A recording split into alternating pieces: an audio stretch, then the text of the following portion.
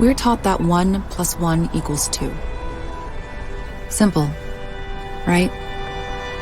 But today's world isn't simple. So, what happens if we look at it from a new angle? Could we make something greater? If we bring together human ingenuity, passion, and experience with the latest technology, we start to make something more. Something we can see in people's lives and feel in the world around them.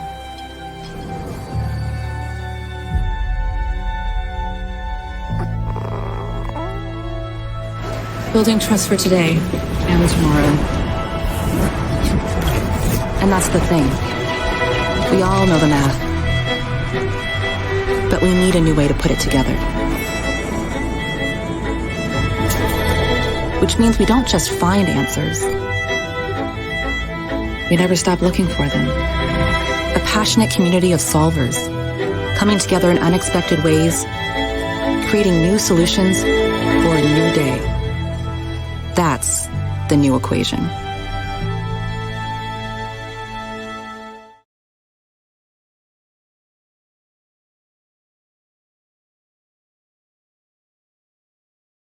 Bienvenida a quienes presencialmente nos acompañan el día de hoy.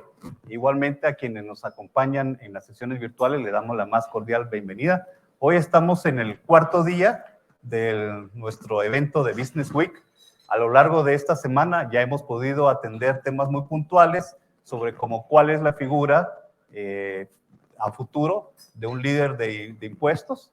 También se platicó sobre los retos y las lecciones aprendidas sobre los procesos de transformación digital, qué es un proceso de transformación digital y qué no es un proceso de transformación digital, una sesión muy interesante. Y el día de ayer tuvimos la oportunidad de visualizar si estamos preparadas nuestra fuerza laboral para los retos que vienen a futuro. Y el día de hoy que vamos a tratar el tema sobre ciberseguridad. Por supuesto, cuando hablamos de ciberseguridad, automáticamente pensamos en llamar al personal técnico, especialista en estos temas, pero para la sesión del día de hoy vamos a abordarlo desde un punto de vista más de negocio, que desde un aspecto propiamente técnico. El día de hoy, para ayudarnos con esta exposición, tenemos un grupo selecto de panelistas. Nos va a estar acompañando Valentina Morales, que es gerente de nuestra oficina en Costa Rica, relacionado con todos los temas de ciberseguridad y privacidad de datos. Igualmente nos está acompañando Gary Cabrera desde nuestra oficina en República Dominicana. Vamos a estar conectando tanto a Valentina como a Gary en forma remota y virtual para que nos acompañen en esta sesión. También igualmente presencialmente nos acompaña Hernán Campo, que es también igualmente gerente de nuestra oficina del Salvador, mucha experiencia de contacto con temas de planificación estratégica en temas de seguridad con nuestros clientes. Y tenemos el gusto y el placer y bienvenido Ricardo a este evento. Gracias por aceptar esta invitación. Ricardo es vicepresidente de Servicios Corporativos de Banco Agromercantil, es decir, del Grupo Bancolombia, quien va a tener la oportunidad hoy, o vamos a tener la oportunidad realmente de escuchar de su experiencia y de sus conocimientos muchos de los temas de ciberseguridad. Y un servidor, Luis Alberto Valdés, que soy de la oficina de PwC Guatemala, que el día de hoy voy a servir como host y moderador del tema de hoy. Vamos a dar una pequeña introducción para comentarles cómo surgió la idea de esta charla y cuál va a ser, digamos, la guía temática que vamos a tener el día de hoy. La firma PwC a nivel global realizó una encuesta relacionada con temas de ciberseguridad y en este año desarrolló un reporte que se llama Digital Trust 2023, lo pueden conseguir en nuestra página de internet. Si no, con mucho gusto se los hacemos llegar a quienes hoy nos acompañan presencialmente y quienes nos acompañan virtualmente. Y en esa encuesta nos reveló unos datos sumamente interesantes cuando entramos a revisar esa información. En la primera de ellos, vean, la pregunta no se lo hicimos a departamentos de tecnología, la pregunta se le hizo a altos directivos y a gerentes generales de compañías. Y es, ¿cómo se sienten relacionados con los temas de ciberseguridad? Y el 70% reveló que se sentían cada vez más cómodos con las estrategias para protegerse. Ojo, revelan que no necesariamente eso significa que no vayan a ser atacados en un tema de ciberseguridad. Lo que significa es que se sienten que cada vez están mejor preparados.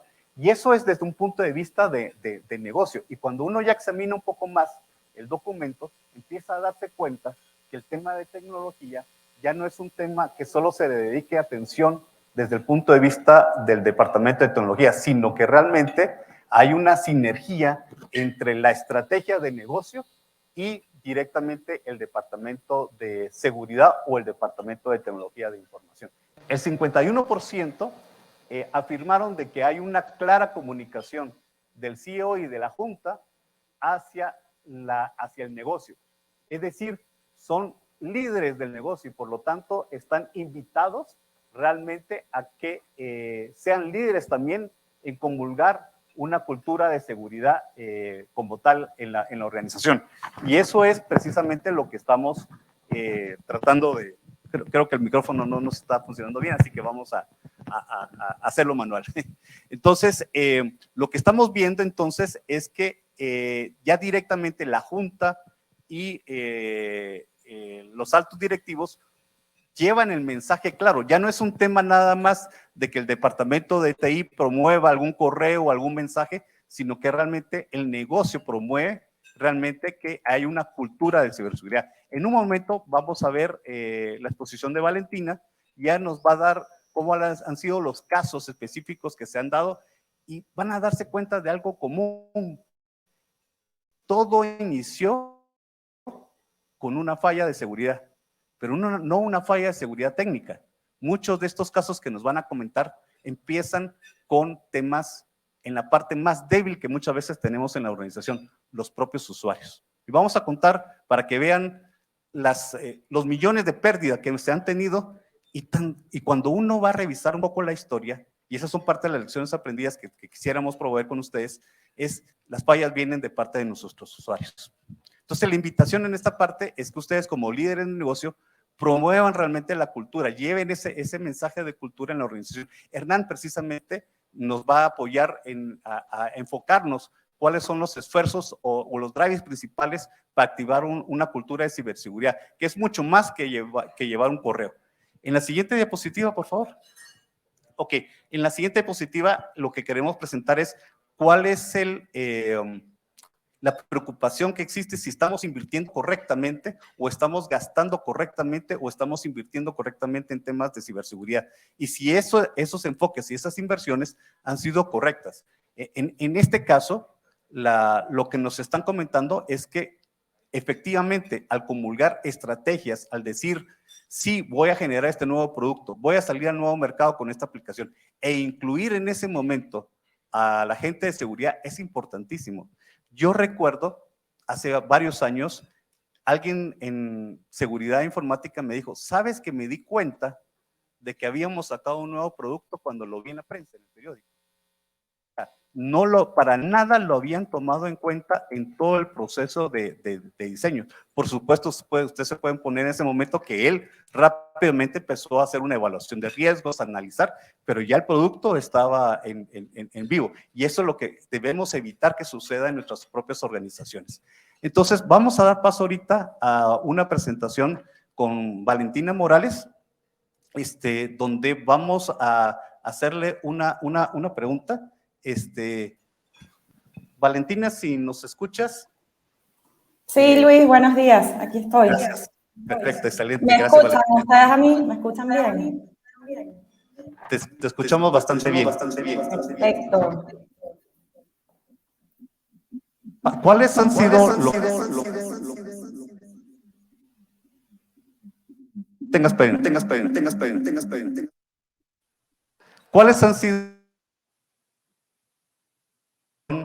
latinoamericana de temas de ciberseguridad? Porque muchas veces pensamos que esto es un tema para Estados Unidos, tal vez es un tema de Europa, tal vez solo atacan empresas en Asia. Veamos realmente, reconozcamos, identifiquemos cuáles han sido los casos más sobresalientes que hemos tenido en nuestra región centroamericana. Adelante. Gracias, Luis, y buenos días a todos los que nos escuchan, bueno, presencialmente, que me hubiese encantado estar allá, y virtualmente también. Un gusto compartir con ustedes y agradecerles también por el espacio.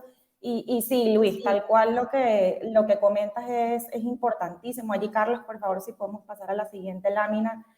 Pensábamos antes que esto era un tema que nada más pasaba en países grandes, Rusia, Ucrania, Estados Unidos, ¿no? Países que están en guerra y que a lo mejor ellos eran como el flanco común para un ciberataque, pero de hecho en esta misma encuesta que nos comentabas, hemos podido ver que ya esto no es como ni siquiera una tendencia, es algo que ya está sucediendo también en los países de nuestra región. Y de hecho el 82% de ejecutivos espera hoy en este momento que todos los delincuentes cibernéticos afecten de alguna manera a su organización en el 2023. Y un dato curiosísimo es que el 78% de estas organizaciones esperan que haya un aumento en el ataque específico por ransomware. O sea, sí estamos viendo un comportamiento que este tipo de ataques, que no es más que un malware que bloquea nuestra computadora y nos aparece el mensaje que para entregarnos toda nuestra información, pues tenemos que pagar usualmente en criptomonedas y nos piden unas sumas grandísimas de dinero y además utilizando la doble extorsión, porque primero nos quieren extorsionar para pedirnos dinero y luego cuando muchas veces el comportamiento es no le voy a pagar al delincuente, entonces nos vuelven a extorsionar y empiezan a publicar información para hacer esa doble extorsión. Entonces tengo una primera amenaza para pagar y luego tengo una segunda amenaza que si no respondo a esa demanda de dinero, entonces voy a ir publicando información valiosísima para las empresas, ¿no? Porque por ahí es que comienza esto. Ahora, ¿dónde tenemos la brecha y por qué es que está sucediendo tanto esto? La brecha principal es el empleado. El empleado que por desconocimiento abre un correo electrónico, hace clic sin saber que eso es malicioso y a través de él simplemente activamos ese malware que les comentaba. Eso es lo más típico. También muchas veces solemos tener esos dispositivos USB que no sabemos de quién es, lo encontramos por allí tirado en la calle, es algo muy común y entonces conectamos eso a la computadora y enseguida activamos el malware. Entonces, aquí es muy importante que además de toda la labor técnica y importantísima que tienen los departamentos de seguridad, también tenemos que enfocarnos a ese empleado y a esa cultura de ciberseguridad para ayudar a esa persona a saber cómo identificar este tipo de correos, cómo debería de colocar una clave más robusta que no sea sencilla de adivinar. Porque si no, la consecuencia que vamos a tener es que nos van a robar los datos o van a publicar información no autorizada o nos pueden modificar la información y lo que se traduce en una demanda contra nuestra empresa, en pérdidas de clientes y lo más importante, un problema de continuidad del negocio porque interrumpen todas nuestras operaciones y prácticamente tenemos que cerrar todas las redes. ¿Y qué es lo que está mal básicamente? Bueno, utilizar contraseñas sencillas en todos nuestros equipos, o hay veces que sí pueden ser problemas tecnológicos, por supuesto. Tenemos accesos privilegiados que no debería de tener la gente y la falta de cultura de ciberseguridad a nivel de toda la organización. Y bien, como decías antes, Luis, en la siguiente lámina podemos ver algunos ejemplos de ataques que tenemos en nuestra región.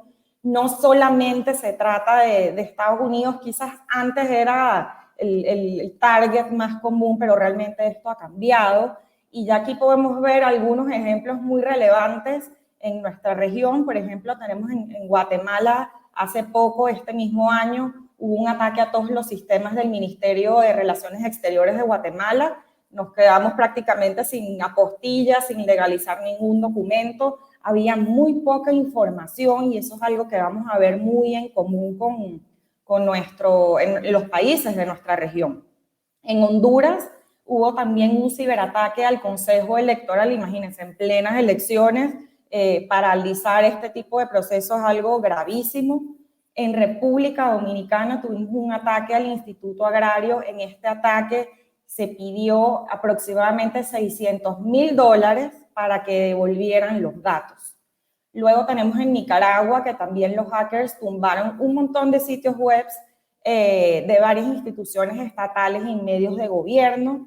En Panamá hubo un caso que no sé si lo recuerdan, este sí ya es un poco más viejo, pero lo quise traer a colación porque probablemente fue una de las filtraciones de datos más grandes que hemos tenido. Se filtraron básicamente 11.5 millones de documentos internos en donde podemos ver un montón de casos de corrupción, que fue muy grave para ese momento, y esto no fue más que un incidente de privacidad de datos de alguien que fugó la información. Nuevamente, volvemos al componente humano.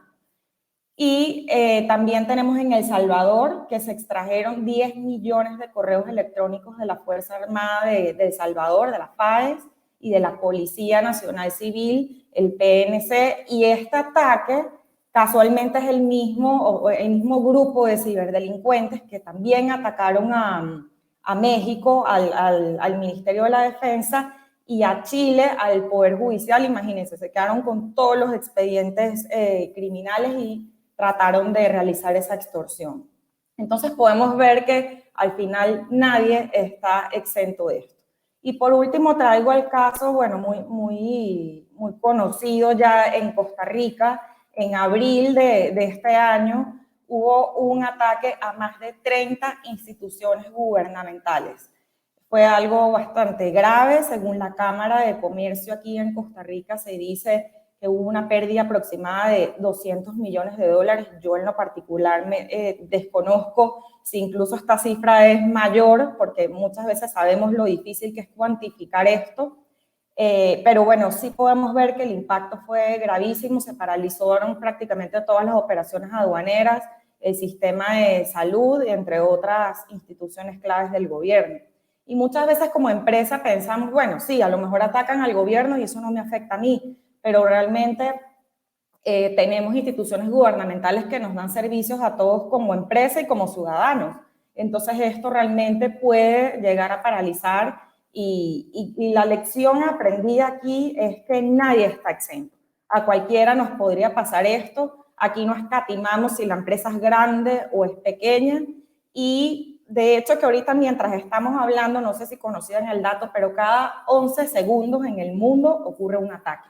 O sea, mientras estamos aquí conversando esto, ya está algún atacante hackeando a alguna empresa.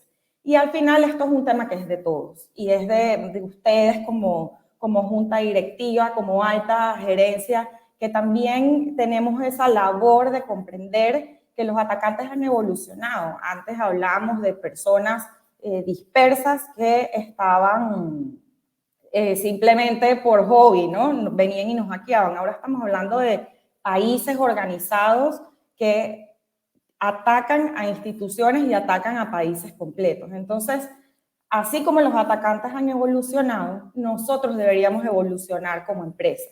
Y aquí, como lección aprendida, en la siguiente lámina traigo 3 reflexiones para ya pasarle la palabra a Gary de qué podemos hacer nosotros como alta gerencia, ustedes como ejecutivos, porque al final, en el momento en el que se interrumpen las operaciones, los periodistas no van a buscar a lo mejor al director de seguridad o al director de tecnología, van a buscar al presidente de la compañía, van a buscar a la junta directiva, van a buscar a los altos mandos. Entonces esto sí debería de ser un tema que tengamos en la agenda de la alta gerencia. Va a ser también importante entonces que podamos adaptar estos 3 tips que traemos hoy y que vamos a desarrollar más adelante. El primero es que podamos promover un plan a corto, mediano y largo plazo para fortalecer la cultura de seguridad. Es clave que los empleados puedan saber cuándo les están haciendo un ataque de ingeniería social o cuándo no deberían de hacer clic a un enlace, ¿no? La típica rifa en donde too good to be true, que hacemos clic y resulta ser que era un virus. Muchas veces tenemos que tratar de desconfiar, y es importante que hagamos hacer entender eso a nuestra gente a través de un plan de cultura de ciberseguridad que ya más adelante Hernán nos va a permitir ahondar un poco en ese tema. Luego, el segundo tip del día de hoy que quiero traerles a ustedes como ejecutivos es que se cree una estrategia de ciberseguridad que sea resiliente y que integre e incluya a toda la organización, que no sea nada más un tema tecnológico o un tema de seguridad, sino que podamos incluir esto en las estrategias que ya tengamos. Y Luis decía algo muy importante, teníamos esa persona que se entera de que hubo un cambio en la empresa porque ya salió publicado. No, esto tiene que ser integrado. Si tenemos un proyecto de transformación digital, la ciberseguridad debería estar inmersa en esa estrategia de transformación digital para asegurarnos que estamos cubriendo todo de inicio a fin. Aquí ya Gary nos va a dar un poco más de reflexiones acerca de qué podríamos incluir en esta estrategia. Y por último traigo como ejemplo en cómo podemos adaptar los mecanismos y los controles de ciberseguridad de acuerdo con la industria que tengamos y la realidad de nuestra organización. Tenemos muchísimos estándares que a veces nos vuelven locos porque tenemos unos que traen 500 controles, otros traen 93. Podrían llegar a ser muy abrumador. ¿Cuál es el consejo aquí que queríamos hacerles llegar el día de hoy? Que podamos adaptar eso a la realidad de mi organización, que podamos adaptar eso a los frameworks que se adaptan a mi industria y sobre todo que podamos integrar a todos esos empleados en la organización. Bien, no sé si tengamos alguna consulta hasta el momento, si no los voy a dejar con Gary para que nos dé un poquito más de insumos de cómo podría ser esta estrategia de ciberseguridad. Sí, muchas gracias, Valentina. Como indicabas, la seguridad es de todos y obviamente no podemos enfocar esto solamente a los CISO o a algunas de las responsabilidades internas como tecnología de información o seguridad operativa, sino que se tiene que tener un concepto de la gestión de riesgo de ciberseguridad desde el consejo administrativo, desde los comités que conforman la entidad y todo ese staff ejecutivo dentro de la entidad, que no tiene que ser un súper conocimiento técnico sobre todos los elementos de ciberseguridad, sino el concepto riesgo y cómo estoy expuesto en mi contexto dentro de la organización para mitigar esos posibles riesgos que tengo. La siguiente lámina traemos algunos aspectos que obviamente cuando hablamos en lo que es gestión de estrategias, no es algo que se puede recoger de manera muy digamos, en corto tiempo, es algo que se tiene que dar doble clic y se debe ver todo el contexto de la organización, cuáles son sus metas, cuáles son sus objetivos como empresa y luego cómo esas estrategias se pueden ver afectadas desde el punto de vista de seguridad de la información. Es por esto que traigo estos 6 elementos para traer esa reflexión que obviamente pueda despertar en ustedes esa curiosidad sobre qué estoy haciendo en cuanto a estos elementos que voy a mencionar. El primero de ellos es que se necesita hacer una actualización del enfoque de ciberseguridad, porque obviamente ha variado prepandemia, postpandemia. La mayoría de entidades tuvo que embarcarse en un proyecto de implementación de diversas tecnologías para adecuarse a la nueva modalidad nuevas modalidades de trabajo, nuevas modalidades de negocio también. Y obviamente todo eso fue un proceso bastante acelerado que no necesariamente cubrió o contempló los riesgos de seguridad de la información que estaban involucrados en el mismo. Entonces, la idea es que en este momento es muy apropiado, sobre todo porque estamos en un término de trimestre o terminando el año, y generalmente se hagan actualizaciones o desarrollos de planes o estrategias, tanto empresariales como de ciberseguridad.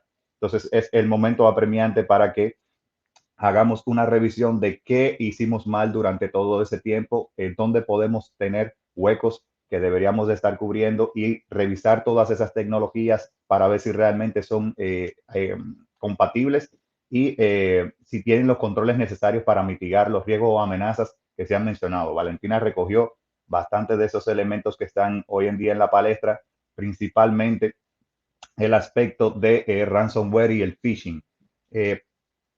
Esto ha evolucionado de una manera impactante a través del tiempo. Todo lo que se ha desarrollado, tecnologías nuevas o diversos vectores de ataques que han surgido desde los años 90.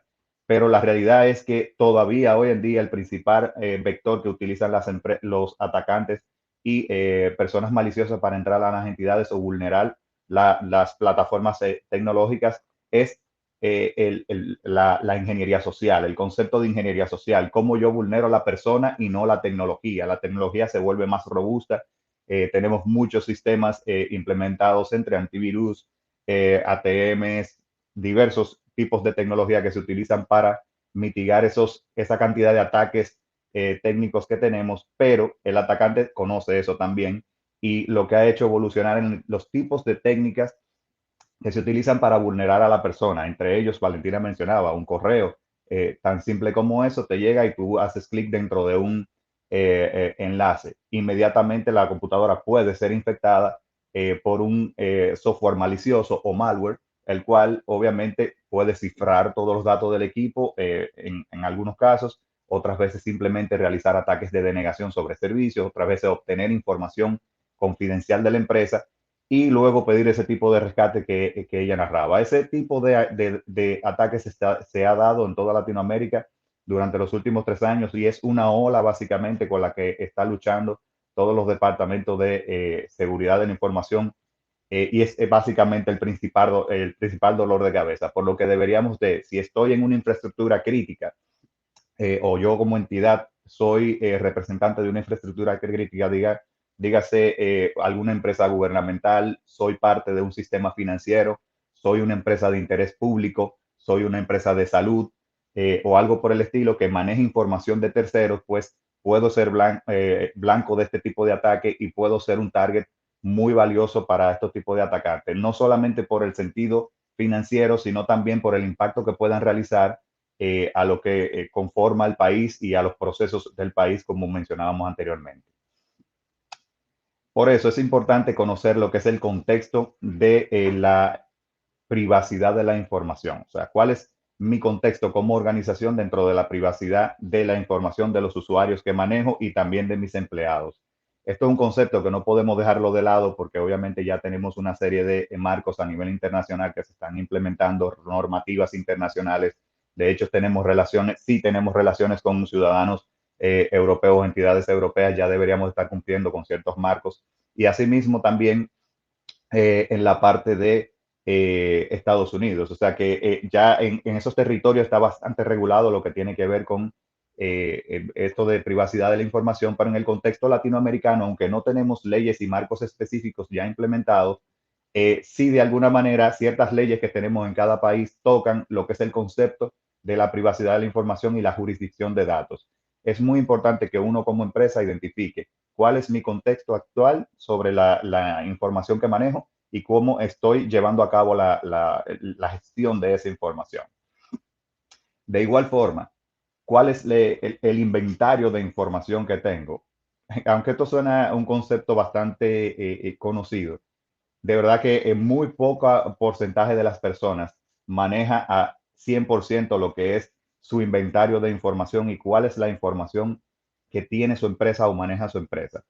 Partiendo desde aquí, sería una buena iniciativa para que cada ejecutivo dentro de una organización sepa cuál es la información que debería de manejar y dónde está ubicada esa información, si está duplicada en diferentes tipos de accesos, en diferentes tipos de sistemas, entre otros. Así que, perdón, tenemos un problema con el audio actualmente, Luis. Bueno, seguimos adelante. Pues básicamente esto es bastante importante, de conocer ese inventario de información, porque obviamente hacer esa implementación de controles sobre la información amerita de que conozcamos dónde está ubicada esa información y cuál es el contexto de la información que estoy manejando dentro de la entidad. Muchas veces las empresas ni siquiera saben que tienen información duplicada en diferentes tipos de sistemas o files, shares dentro de la red, entre otros sistemas, y eso hace de que sean vulnerables. Una vez un atacante puede penetrar con algún tipo de ransomware o entre otros tipos de amenazas, pues inmediatamente la persona va o la entidad va a tener un grave problema de control sobre la información porque puede minimizar lo que está dentro de esos sistemas o dentro de esas files como tal. Y como muchas entidades le ha sucedido, simplemente decir, bueno, ahí no hay información crítica o no tengo X cosa, pero sí en realidad puede tenerla. Entonces, no es solamente minimizar los riesgos, sino saber cuál es el nivel de exposición real que tenemos y para eso debemos tener un inventario acabado de la información que manejamos, tanto interna como de terceros. Por último, eso lleva al aspecto de la revisión de terceros y las relaciones que tenemos con terceros. Durante todo este proceso de pandemia tuvimos mucha dependencia de relacionamiento con terceros y obviamente eso hace de que nos expongamos cada vez más. Mientras más personas mientras con más personas nos relacionamos o proveedores, pues obviamente vamos a tener mucho más riesgo en la forma en que nos interactuamos, las comunicaciones que se realizan y de hecho las interconexiones que tenemos en los sistemas. Entonces, lo más importante en este momento es realizar un inventario de esas relaciones que tenemos con terceros, cuáles son las interconexiones que tenemos a nivel de sistemas, cuáles son las relaciones que tenemos que, aunque no sean a través de sistemas, brindan algún nivel de información a terceros y cuáles son los controles contractuales que tenemos sobre esa información que se está proporcionando y de esa interconexión que tengo. Tengo un adecuado control sobre esas interconexiones, hago una revisión periódica de si debe de estar activo todas esas conexiones que tengo con terceros, entre otras cosas que deberíamos estar preguntándonos con relación a ese contacto con terceros. Por último, y lo mencionaba muy bien Valentina, toda esta vorágine de transformación digital que está teniendo hoy en día el mundo, obviamente a necesidad y en otras ocasiones por iniciativa. Muchas entidades se han visto embarcado en proyectos para poder sobrevivir dentro de lo que es su nicho de mercado y tienen que transformarse digitalmente. Ahora, en ese proceso de transformación digital, es muy probable de que no se tenga el contexto de seguridad de la información desde etapas tempranas. Entonces, lo que deberíamos estar realizando es involucrar de manera temprana el equipo de tecnología de la información, el equipo de seguridad de la información y otras áreas de cumplimiento que también apoyan en lo que es una segunda línea de defensa para que puedan apoyar de manera temprana en este proceso e identificar esos riesgos de nuevas tecnologías que se están implementando y poder aplicar controles de manera temprana también dentro de esos proyectos. Ese posible análisis de factibilidad también debe incluir si realmente estamos cubriendo los riesgos de seguridad y qué tanto se pudieran materializar esos riesgos de seguridad. No solamente ver el aspecto económico y operacional dentro de la transformación digital, sino también conceptualizar lo que tiene que ver con la seguridad de información. Bueno, básicamente lo dejo hasta acá por temas de tiempo, pero estamos a la orden cualquier duda o inquietud que tengan en lo siguiente. Gracias, Luis, y pasamos a lo siguiente. Ari, un abrazo, un saludo a República. Ricardo, en base a tu experiencia y conocimientos profesionales, ¿cuál consideras que debiera ser el enfoque desde el punto de vista de los departamentos de tecnología e información respecto a la seguridad de la información? ¿Y cuál ha sido tu experiencia en términos de la relación que existe entre los departamentos de TNI y las áreas de seguridad de la información? Gracias a todos. Muy buenos días. Lo que usualmente hacemos y lo que más me ha gustado a mí es separar los dos departamentos. Miren, el equipo de tecnología tiene una presión del negocio. Tiene una presión del negocio por sacar productos nuevos, por sacar esquemas nuevos, por mantener la operación activa, por mantener la continuidad de todas las transacciones. Tiene mucha presión. Yo les garantizo que las demandas que le hacen el negocio y las áreas al equipo de tecnología pueden superar 2, 3, 4 veces la capacidad del equipo de tecnología. Entonces, el equipo de ciberseguridad va a estar en un segundo plano. No va a poder competir contra las estrategias y contra las necesidades que la organización le demanda al equipo de tecnología. Entonces, lo más sano, en mi concepto, es que el equipo de ciberseguridad sea un equipo independiente al equipo de tecnología, para que no compita con sus estrategias, para que no compita con sus capacidades, para que no compita con su presupuesto, para que tenga una autonomía suficiente para poder lograr los cometidos de ciberseguridad. Ahora, dicho esto, hay muchísimas relaciones entre los dos departamentos. El departamento de ciberseguridad y el departamento de tecnología tienen que tener una sinergia perfecta. Les voy a poner unos pocos ejemplos. Llegan los fierros nuevos, compramos computadores, compramos servidores, compramos switches, compramos todo lo que queramos comprar. Todos esos equipos hay que prepararlos para poderlos introducir dentro del ecosistema de la empresa. Esa preparación implica que los configuremos y les demos unas líneas bases o unos mínimos vitales para que esos equipos tengan una seguridad que nos permita estar tranquilos. El que determina esas líneas bases, el que determina esos mínimos, el que determina esos elementos de seguridad es el departamento de ciberseguridad, pero el que compra los fierros, el que implementa las líneas bases, el que los pone a operar es el equipo de tecnología. Un segundo ejemplo, el equipo de ciberseguridad tiene una responsabilidad importantísima, estar permanentemente monitoreando las vulnerabilidades que se logran por medio de escaneos o vulnerabilidades que los fabricantes nos van contando que descubrieron y nos envían los parches.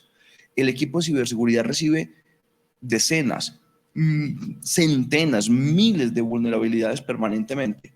El equipo de ciberseguridad tiene que recepcionar esas vulnerabilidades, tiene que priorizarlas por el riesgo contextual de la empresa y decirle a tecnología, mira, esto es lo que tienes que mitigar y en este orden.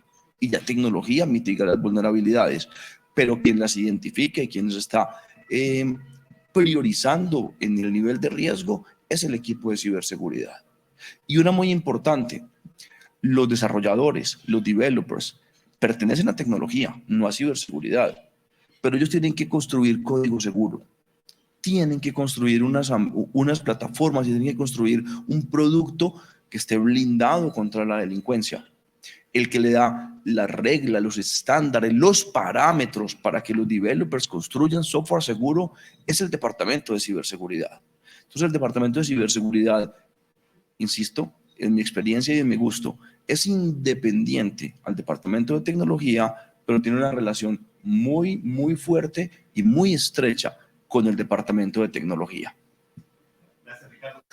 Súper interesante porque podría en una idea inicial pensar que el área de seguridad de información debiera estar dentro del área de tecnología y muy posiblemente así nació, pero nos hemos dado cuenta, y gracias por tu aporte, Ricardo, nos hemos dado cuenta que es mucho mejor desde el punto de vista de estrategia de negocio separarlos, ¿verdad? Ser unidades separadas e independientes, pero sí trabajando en esa sinergia que comentaba Ricardo como tal. Es un punto, muchas gracias Ricardo por el approach a ese tema.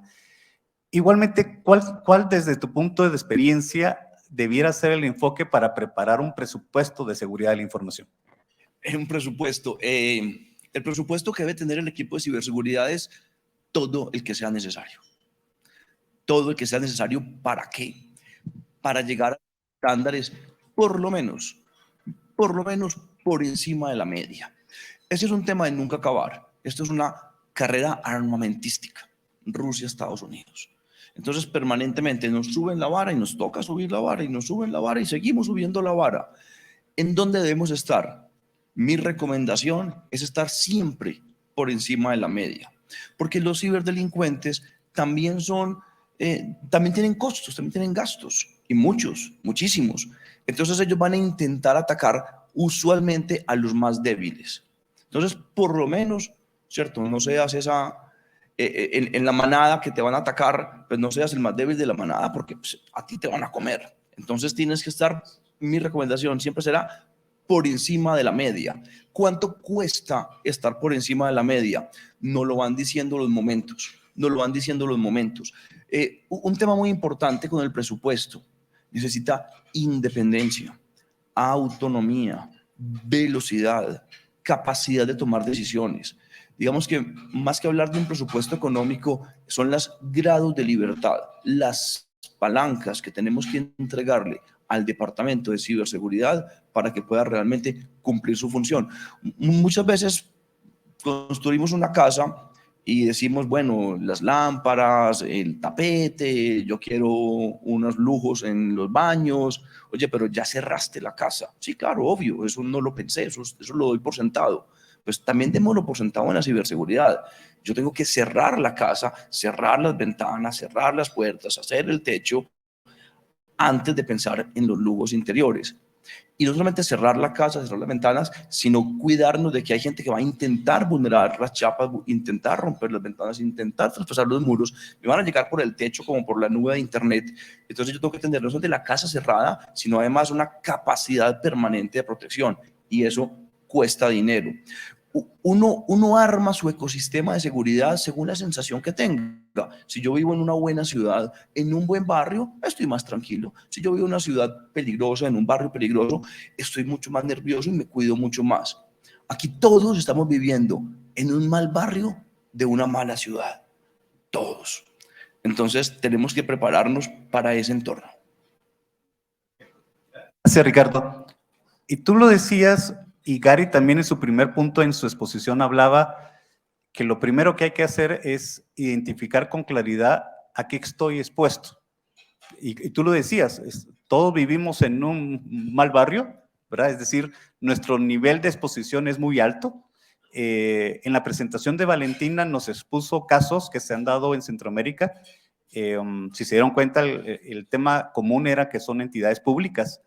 No quisimos poner, digamos, casos de entidades privadas, pero evidentemente las hay. O sea, así como se puso el marco de entidades públicas, también hay casos bien conocidos de cada uno de nuestros países sobre estos temas. Así que sí, efectivamente, el ponernos a pensar sobre el tema del presupuesto es un tema que, como bien decías, lo primero que hay que hacer es a qué estoy expuesto, a qué nivel de exposición estoy.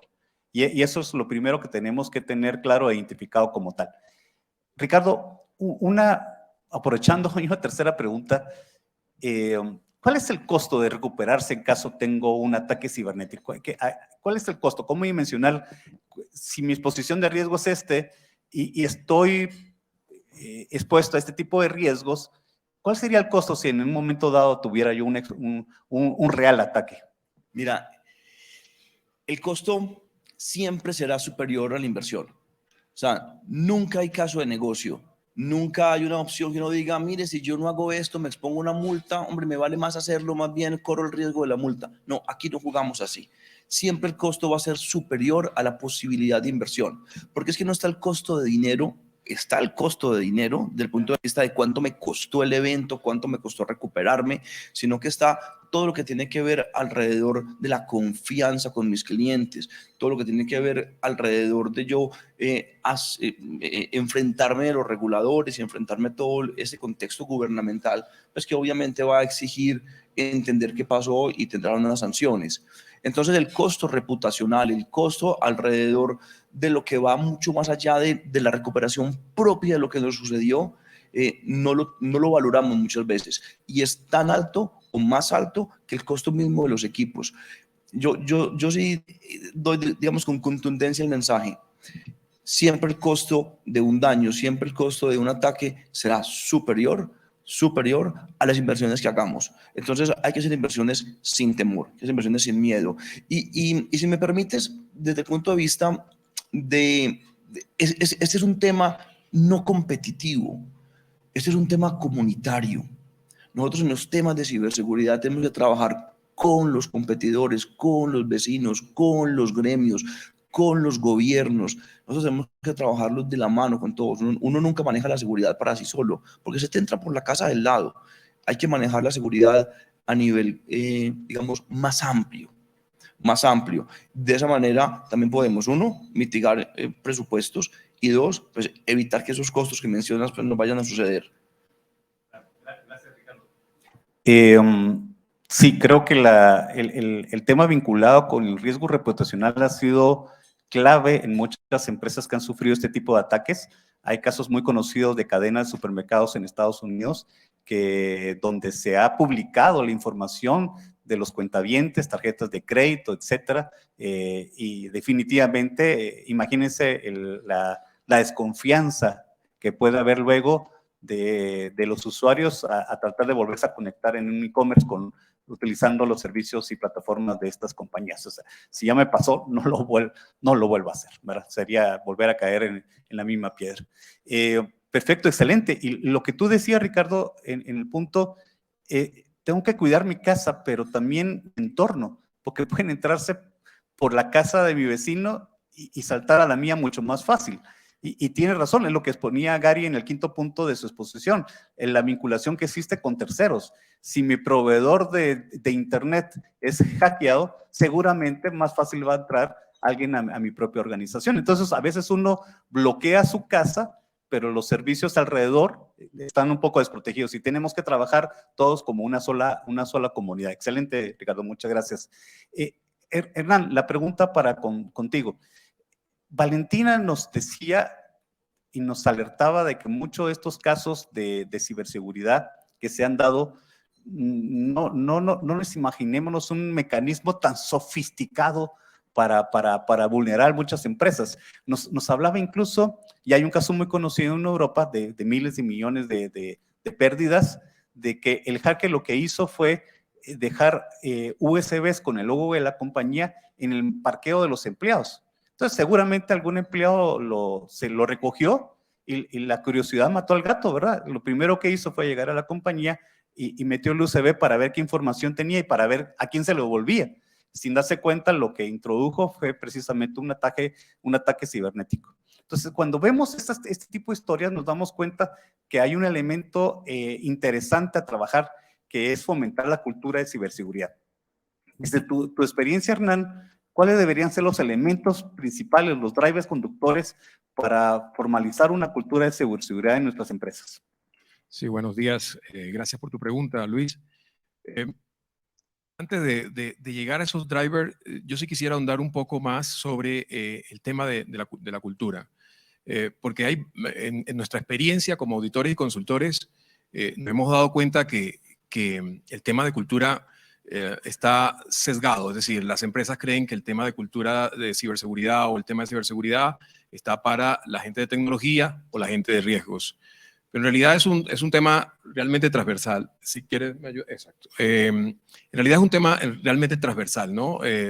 Todas las personas dentro de la compañía tienen que vivir, interiorizar una cultura sobre ciberseguridad, porque el que no lo interiorice es el punto débil, ¿no? Ese es el que tiene más probabilidad de caer en un ataque de ciberseguridad. Y me parece interesante para esta charla, trajimos, permítame, me paro, me da más, digamos, me siento mucho mejor. En esta charla traje un extracto de un comentario de Ken Hardwick, presidente CEO en Ontario Power Generation, el cual dice algo muy clave. Dice que él no es un especialista en ciberseguridad, ¿no? Y muchos de los que son CEOs o tienen altas gerencias no son los especialistas son otros, ¿no? Que son los que conocen de este tema. Pero sí deben tener un buen conocimiento práctico de qué puede suceder y qué puede ocasionar un ataque en la compañía, ¿no? Y así poder definir, en el caso del que es un CEO, presupuestos para invertir en lo que se tenga que invertir para los temas de ciberseguridad, en tecnología, en personas, en procesos, ¿no? Y sobre todo en cultura. Cuando hablamos de la ciberseguridad, en realidad estamos hablando de tres pilares que los mencionaba ahorita. Está el tema de la tecnología, está el tema de los procesos y el tema de las personas.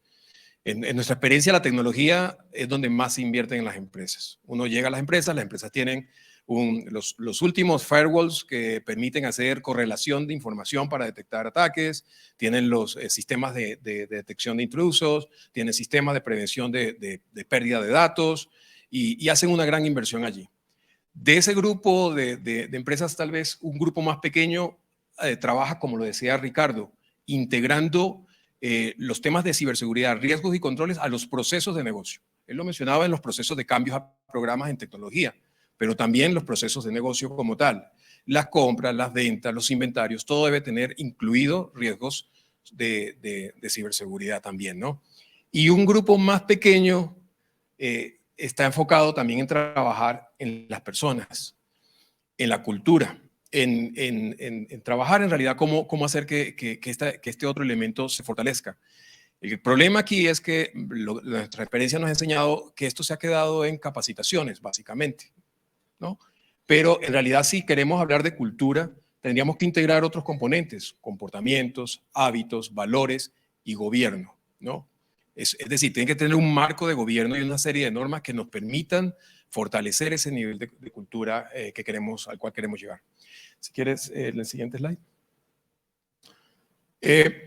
Adicionalmente a esto, como para aterrizar un poco más, he traído algunos resultados de un trabajo que hizo el banco, el BID y la OEA. Aquí está en el lado izquierdo ese resultado. Ellos hicieron una evaluación sobre ciberseguridad en el observatorio de ciberseguridad que tienen y revisamos la parte correspondiente a la cultura. Si pueden ver, el nivel de madurez que vemos en el tema de cultura de ciberseguridad en la región está entre inicial y formativo. Son los niveles más bajos, ¿no? De todo. Tenemos algunas luces allí en Costa Rica y en República Dominicana por alguno de los elementos de cultura que está midiendo el BID allí, que tiene que ver sobre mecanismos de denuncia, en el caso de Costa Rica, y en el tema de manejo de medios y de redes sociales, en el caso de República Dominicana. Pero si ven, el nivel, hay mucho que trabajar en el tema de cultura de ciberseguridad en la región. Y por el otro lado, Price hizo hizo una encuesta, varios se han referido a esa misma encuesta en el transcurso de la charla, donde se puede observar que en el tema de cultura digital, el 46% de las empresas encuestadas tuvieron un avance en cultura digital y lo asociaron a la mayor participación de los CEOs en este tema. Es decir, un líder gestionando el tema de cultura de seguridad en la compañía. Y un incremento en el 43% de estas empresas en lo que tiene que ver con pruebas de phishing, ¿no? Entonces, tenemos allí como datos importantes.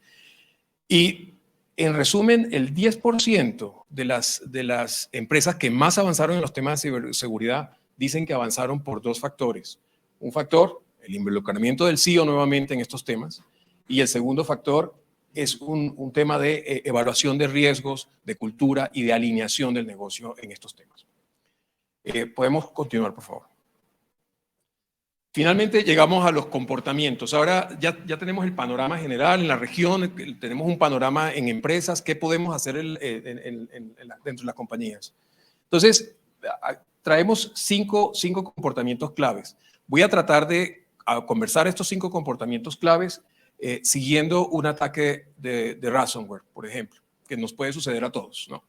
Entonces, el primer punto es redes sociales. Hay que gestionar las redes sociales.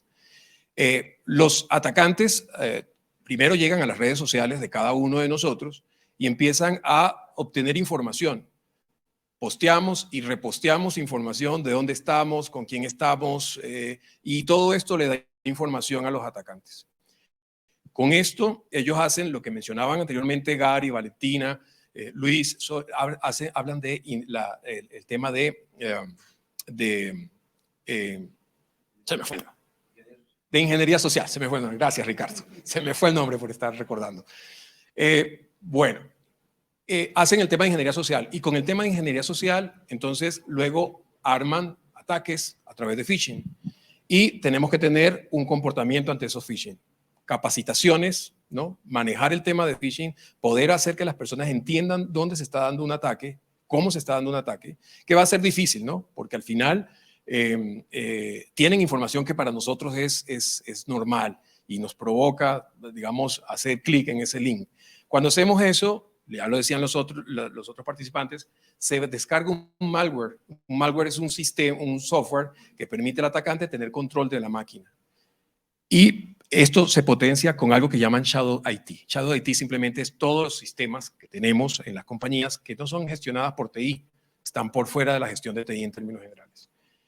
Pero que TI tiene que gestionarlos. Entonces ahí tenemos una tarea más. Hay que gestionar toda la tecnología que está oculta de las áreas de tecnología. Luego está el tema de gestión de contraseñas, sobre todo contraseñas que son privilegiadas. Se deja de administrar contraseñas con privilegios. Se administran más fácilmente las contraseñas de los usuarios finales, pero las privilegiadas casi que no se administran porque creen que no se van a atacar. Pero con ese malware que estuvo en esa máquina y con algunas contraseñas de una cuenta privilegiada, yo puedo moverme a otras máquinas dentro de la red y potenciar un ataque mucho más grande de ransomware, de extracción de información. Finalmente, la cultura e información. Las personas tienen que tener, la consulta de información. Las personas tienen que tener la posibilidad de consultar cuando ven alguna situación que puede ser un riesgo para la compañía. Un correo que llegó, que no sabemos exactamente qué es, en vez de darle clic, yo consulto, pero para consultar tengo que tener un medio para poder hacerlo y informar, la cultura de informar, ¿no? Estos 5 elementos nos van a permitir, obviamente tenemos que desarrollarlo en nuestras empresas, pero nos van a permitir en realidad tener comportamientos claves que nos van a permitir cerrar los riesgos de ciberseguridad. Muchas gracias, Hernán. Muchas gracias, Hernán. Desde el inicio de la presentación, en forma virtual, abrimos el canal para que las personas que están viendo el evento en forma virtual nos hicieran preguntas y consultas a los panelistas. Vamos a tener un par de minutos para enfocarnos en estos temas. Parece, aprovechando este tema, esta pregunta, iría contigo, Hernán, aprovechando que la acabas de exponer. ¿Hay relevancia en que la alta gerencia lidere los temas de cultura? Gracias, Luis. Sí, lo mencionábamos ahora y las encuestas, tanto la encuesta de satisfacción, la encuesta, perdón, que realizó PwC a las empresas sobre el tema de confianza digital, lo mencionan. Es la alta gerencia, son los llamados a poner el tono de seguridad, el tono de cultura y de manejo de los riesgos de ciberseguridad a toda la compañía. Son el ejemplo. Ok, vamos. ¿De qué forma podemos saber si ya tenemos a un atacante dentro de la red? Invitaría a Valentina, si puedes apoyarnos, si nos escuchas, a responder esta pregunta. Sí, Luis, bueno, al final hay muchas maneras de saber si ya tenemos el atacante dentro. Hay un tema importantísimo que es el a nivel de configuración y a nivel de detección. Cuando tenemos en la compañía monitoreo de seguridad, por lo general nos llegan esas alertas cuando están tratando de entrar a la red.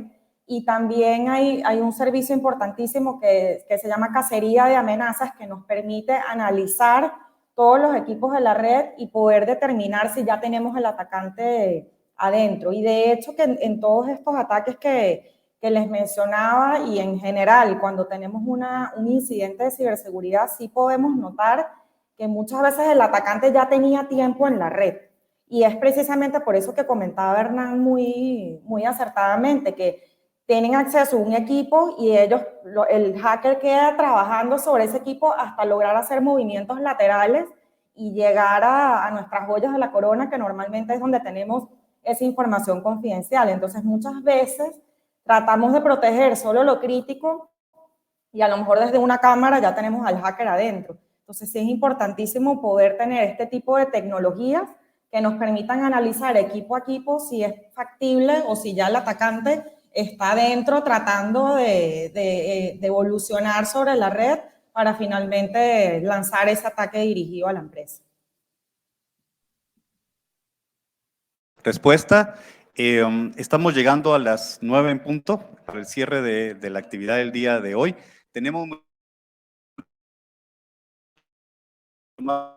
con el correo que les vamos a estar enviando agradeciendo la participación que cada uno tuvo con nosotros el día de hoy. Entonces, no antes de cerrar el día de hoy, la actividad de hoy, invitarlos el día de mañana. Mañana tenemos el cierre de los eventos de nuestra semana de Business Week. Va a estar un tema relacionado con ESG, los invitamos, va a estar súper interesantísimo. Así que les agradecemos la presencia, quienes localmente aquí desde la ciudad de Guatemala nos acompañan, e igualmente a cada uno de ustedes que nos acompañan en el espacio virtual. Que tengan un feliz día entonces. Muchas gracias.